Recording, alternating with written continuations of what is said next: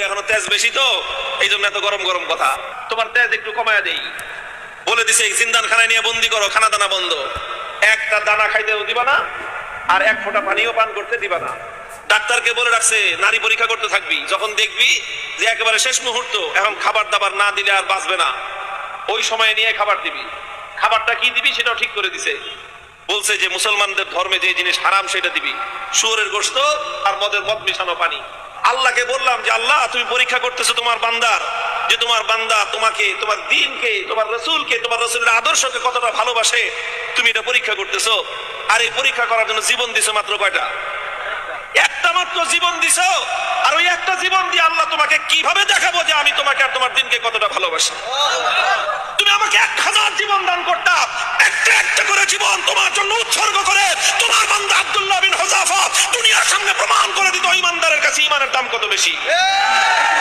উলামায়ে কেরাম, আহলে হক, হকের ঝান্ডাবাহীরা যদি হকের উপর অটল আর মজবুত থাকে, আল্লাহর পক্ষ থেকে সাহায্য আসে, প্রতিপক্ষ মাথা নত করতে বাধ্য হয়। সাহাবী যুগের ছোট্ট একটা ঘটনার উদ্ধৃতি দিই। হযরত আব্দুল্লাহ ইবনে হুযাফা রাদিয়াল্লাহু তাআলা আনহু, আল্লাহ নবীর একজন সাহাবী, তিনি এক যুদ্ধে নেতৃত্ব দিচ্ছিলেন একটা ছোট বাহিনী। ঘটনাচক্রে রোম সম্রাট সে ওই বাহিনীটাকে গ্রেফতার করে ফেলল। আল্লাহ নবীর সাহাবী আব্দুল্লাহ বিন হুযাফা রাদিয়াল্লাহু আনহু সহ প্রায় 50 জনের মুসলমানদের একটা কাফেলা বন্দী হয়ে গেল। এখন রোম সম্রাটের ইচ্ছা হলো মুসলমানের ঈমান পরীক্ষা করবে আর যে কোনো মূল্যে মুসলমানকে ইসলাম থেকে দূরে সরাবে। এই জন্য প্রথমে আব্দুল্লাহ বিন হুযাফাকে ডেকে নিয়ে অফার দিল, অফার লোভ দেখাইলো, বলল তুমি ইসলাম গ্রহণ করো, বিশাল অপ্রতিরোধ্য বিশাল সাম্রাজ্য, পৃথিবীর সুপার পাওয়ার রোম সাম্রাজ্যে তোমাকে বিশাল বড় ক্ষমতাবান পদ দিয়ে দিব, মন্ত্রিত্ব দিয়ে দিব, আর আর তোমাকে আমার মেয়ে বিয়ে দিয়ে দিব। পরবর্তীতে তুমি রাজবংশের নিয়ম অনুযায়ী দেখা যাবে তুমি সম্রাট হয়ে যেতে পারো, বিশাল এলাকার দায়িত্ব তোমাকে এখনই দিয়ে দিব, কিন্তু শর্ত হলো তোমাকে তোমার ধর্ম এবং আদর্শ ছাড়তে হবে। এই কথা যখন বলেছে, আব্দুল্লাহ ইবনে হুযাফা রাদিয়াল্লাহু আনহু রাগে ক্ষোভে অগ্নিশর্মা হয়ে, কোন কোন বর্ণনার মধ্যে এসেছে রোম সম্রাটের দরবারে দাঁড়িয়ে রোমান সম্রাটকে তিনি লক্ষ্য করে বলেছেন, ইয়া কালবার রোম, হে রোমের কুকুর। রোমের সম্রাট যখন তাকে ধর্ম ত্যাগের, ইসলাম ত্যাগের পরামর্শ দিয়েছে, তখন তিনি রোম সম্রাটের রাজ দরবারে দাঁড়িয়ে সম্রাট বলে নয়, রোমের কুকুর বলে সম্বোধন করে বলেছেন, মুসলমানের ঈমান এত কম দামি জিনিস না। সম্রাট মনে করলো শরীরে এখনো তেজ বেশি তো এই জন্য এত গরম গরম কথা, এত গরম গরম কথা, তোমার তেজ একটু কমায় দেই। বলে দিছে জিন্দান খানায় নিয়ে বন্দি করো, খানা দানা বন্ধ, একটা দানা খাইতেও দিবা না আর এক ফোঁটা পানিও পান করতে দিবা না। ডাক্তারকে বলে রাখছে নারী পরীক্ষা করতে থাকবি, যখন দেখবি যে একেবারে শেষ মুহূর্ত, এখন খাবার দাবার না দিলে আর বাঁচবে না, ওই সময় নিয়ে খাবার দিবি। খাবারটা কি দিবি সেটাও ঠিক করে দিছে। বলছে যে মুসলমানদের ধর্মে যে জিনিস হারাম সেটা দিবি, শুয়োরের গোশত আর মদ মিশানো পানি। ঠিক তাই হয়েছে। আব্দুল্লাহ বিন হুযাফা সহ না খেতে খেতে যখন মরণাপন্ন প্রায়, তখন একেবারে জীবন বাঁচানোর জন্য তাদেরকে খাবার দেওয়া হয়েছে। খাবার কি? শুয়োরের গোশত আর মদ মিশানো পানি। আব্দুল্লাহ বিন হুযাফা রাদিয়াল্লাহু আনহু চিন্তা করলেন, শরীয়তের মাসলা অনুযায়ী এই পরিবেশে জীবন বাঁচানোর জন্য সামান্য পরিমাণ শুয়োরের গোশত খাওয়া জায়েজ, জীবন বাঁচানোর জন্য। এটা তো আছে, ইল্লা ফামান ইসতুররা ফি মাখমাসাতিন গায়রা মুতাজানিফিল লিইসমিন ফাইন্নাল্লাহা গফুরুর রহিম। একজন মানুষ যদি এমন হয়ে যায় যে কোনো হালাল খাদ্য নাই, হারাম খাদ্য ছাড়া হালাল কোনো খাদ্য নাই, এখন না খেলে জীবন বাঁচবে না, সেই সময়ে জীবন বাঁচানোর জন্য সামান্য পরিমাণ হারাম খাদ্য গ্রহণ করা কি, এটা হলো মাসলা। কিন্তু উনি চিন্তা করলেন এখন তো শুধু হালাল হারামের প্রশ্ন না, এখন প্রশ্ন হলো মুসলমানের ঈমানের আত্মমর্যাদা বোধের প্রশ্ন। আজকে যদি আমি হারাম খাবার খাই তাহলে রোম সম্রাট বলবে দেখছি মুসলমানের ঈমানের শক্তি কতদূর। এই সময় মাসলা ভিন্ন। এরকম পরিস্থিতি যদি কারো হয় তাহলে মাসলা ভিন্ন। খাবার খাওয়া হালাল জীবন বাঁচানোর জন্য, এটা যেরকম মাসলা, আর কেউ যদি হারাম খাবার না খেয়ে মৃত্যুকে আলিঙ্গন করে নেয় তাহলে সেই মৃত্যু হলো আফজালুশ শাহাদা, সর্বশ্রেষ্ঠ শহীদি মরণ। আব্দুল্লাহ বিন হুযাফা চিন্তা করলেন এখন মাসলা দুইটা আছে, একটা হলো ফাঁক ফকরের রাস্তা, আমি এখন হারাম খেয়ে জীবন বাঁচাতে পারি, আর একটা মাসলা কি, আমি যদি আমার জীবনকে উৎসর্গ করে দেই আমার একজনের জীবন যাবে, কিন্তু কিয়ামত পর্যন্তের জন্য রোম সম্রাটের দরবারে ইসলামের ঝান্ডা সমুন্নত হয়ে যাবে। সম্রাট বলবে যে মুসলমানের ইমান বাপরে বাপ, জীবন যেতে পারে কিন্তু মুসলমান ইসলামের গৌরব ভুলুণ্ঠিত হতে দেয় না।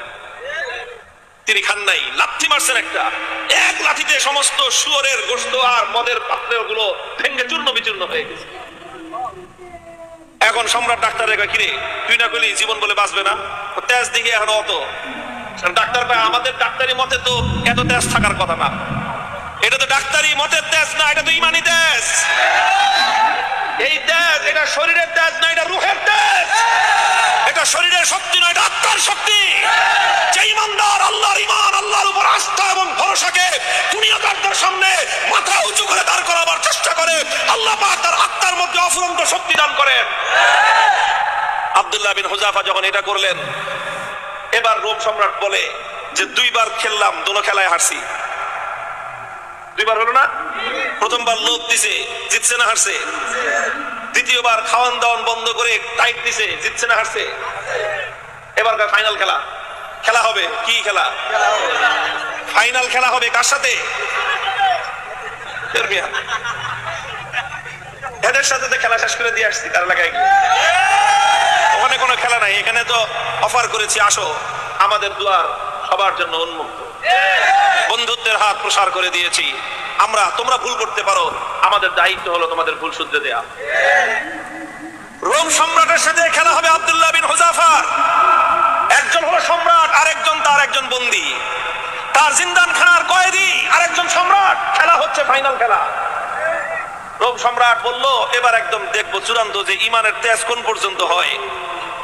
যতজন বন্দী বিশাল বিশাল ড্যাগের মধ্যে পানি গরম করছে, ফুটন্ত গরম দাউ দাউ লেলিহান শিকার আগুন, সেই আগুনের মধ্যে ড্যাগ বসাইছে, বিশাল বিশাল ড্যাগ, খাজা বাবার ড্যাগের মতো। খাজা বাবার ড্যাগ দেখছেন? বাংলাদেশে আছে শাহজালালের মাজারে ড্যাগ একটা আছে, ওটার মধ্যে বালতি নিয়ে নামে একজন সঙ্গ লাগায়া খিচুড়ি উঠাইতে, দেখেন নাই? এরকম বিশাল ড্যাগ, একটা মানুষ যেন আপাত মস্তক সেই ড্যাগের মধ্যে ডুবে যেতে পারে, এত বড় বড় ড্যাগ বানাইছে। ড্যাগ বানায় তারপরে লাকড়ি দিয়ে লেলিহান শিকার আগুন জ্বালাইছে, সে আগুন জ্বালায় তারপরে এই তো পানি দিয়ে ভরে দিছে। পানি যখন টকবক টকবক করতেছে, এবার আব্দুল্লাহ বিন হুযাফা সহ তার সমস্ত বন্দীদেরকে ডেকে আনছে। ডেকে এনে বলছে, আব্দুল্লাহ বিন হুযাফা, এবার তোমার সাথে কোনটা খেলা? ফাইনাল। তোমাকে সর্বশেষ সুযোগ দিচ্ছি, তুমি 2 বার আমাকে ডিনাই করেছো, আমাকে অপমান করেছো, এবার লাস্ট সুযোগ তোমার জন্য। এই যে দেখো গরম পানি, কথা মানবি আসলে একটা একটা করে এই গরম পানির মধ্যে ছাড়বো, আর পানির মধ্যে ছাড়ার সাথে সাথে দেখবা মৃত্যু কত বিভীষিকাময়। আব্দুল্লাহ বিন হুযাফা নির্বিকার, কোনো কথা বলেন না। সম্রাট বলছে জল্লাদকে, ওর সামনে থেকে তার একজন সঙ্গীকে নিয়ে তার চোখের সামনে গরম পানিতে ছেড়ে দাও। ঠিকই আব্দুল্লাহ বিন হুযাফা রাদিয়াল্লাহু তাআলা একজন সাথীকে নিয়ে গরম পানির মধ্যে ছেড়ে দেওয়া হলো। মুহূর্তের মধ্যে বিভৎসভাবে তার মৃত্যু হলো, তিনি শাহাদাত বরণ করলেন। চোখে তাকায় দেখলেন কিচ্ছু, কোনো কথা নাই। এবার বললো যে এবার ওরে ধরে নিয়ে যাও। আব্দুল্লাহ বিন হুযাফা রাদিয়াল্লাহু তাআলা আনহুকে এবার ধরে নিয়ে যাওয়া শুরু করলো। বাদশা খেয়াল করতেছে যে মনোভাবটা কি চেঞ্জ হয় কিনা, একটু অন্তত ভয় পায় কিনা। একটু ভয় পাইলেও মনে করবে যে যাক কোন রকম মর্যাদাটা রক্ষা পাইছে, ফাইনাল খেলা ড্র ঘোষণা করে দেওয়ার একটা ধান্দা খুঁজতেছে। যখন আব্দুল্লাহ বিন হুযাফাকে নিয়ে যাওয়া হচ্ছে, ইতিহাসের কিতাবগুলোর মধ্যে লেখা হয় ওনার চোখ দিয়ে দর দর করে পানি পড়তে আরম্ভ করলো। তো বাদশা মনে করছে কাম হয়েছে, মনে হয় কাজ হয়েছে, মনে হয় ভয় পাইছে। এবার ডাক দিছে, এই ফিরে আনো, ফিরে আনো। জিজ্ঞেস করতেছে কি ব্যাপার, ভয় পাইছো? যদি ভয় পেয়ে থাকো সারেন্ডার করো, এখনো তোমার জন্য সে আমার অফার অব্যাহত আছে। তুমি তোমার ধর্ম ছেড়ে আমাদের দলে যোগ দাও, সঙ্গে সঙ্গে আমি তোমাকে রোম সাম্রাজ্যের বিশাল ক্ষমতাবান পদ দিব তোমাকে। আর যদি না মানো তাহলে তোমাকে কিন্তু খালি চোখের পানি দেখে আমি ছাড়বো না, তোমাকে গরম পানির মধ্যে নিক্ষেপ করে নির্মম ভাবে তোমাকে হত্যা করব। আব্দুল্লাহ বিন হুযাফা বলেন, কারে তুমি কি মনে করছো? মনে করছো এই মৃত্যু দেখে ভয় পেয়েছি? না না, তোমার এই মৃত্যুর এই বিভীষিকা দেখে আমি ভয় পাই নাই। তাহলে কান্দো কেন? পরে কান্দি, চোখের আমারে পানি এই রোম সম্রাট তোমাকে দেখাবার জন্য নয়, আমার চোখের অশ্রু তো দুনিয়ার কোনো মানুষকে দেখাবার জন্য নয়। আমি আমার জীবন সায়ান্নে মৃত্যুর মুখোমুখি দাঁড়িয়ে আমার রব্বুল আলামিনকে দেখানোর জন্য 2 ফোঁটা তপ্ত অশ্রুর নাজরানা তার কদমে পেশ করলাম। আল্লাহকে বললাম যে আল্লাহ, তুমি পরীক্ষা করতেছো তোমার বান্দার, যে তোমার বান্দা তোমাকে, তোমার দ্বীনকে, তোমার রাসূলকে, তোমার রাসূলের আদর্শকে কতটা ভালোবাসে, তুমি এটা পরীক্ষা করতেছো। আর এই পরীক্ষা করার জন্য জীবন দিছো মাত্র কয়টা? একটা মাত্র জীবন দিছো। আর ওই একটা জীবন দিয়ে আল্লাহ তোমাকে কিভাবে দেখাবো যে আমি তোমাকে আর তোমার দ্বীনকে কতটা ভালোবাসি? তুমি আমাকে 1000 জীবন দান করতা, একটা একটা করে জীবন তোমার জন্য উৎসর্গ করে তোমার